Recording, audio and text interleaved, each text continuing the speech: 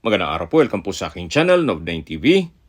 Meron po tayong short video clip, isang residential farm property na may lot area na 2,426 square meters.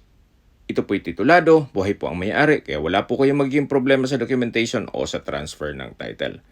Corner lot po ito at along two-way cemented barangay road. Meron po itong mga fruit-bearing trees sa loob nitong property gaya ng nyog, saging, mangga, langka, at marami pa pong iba.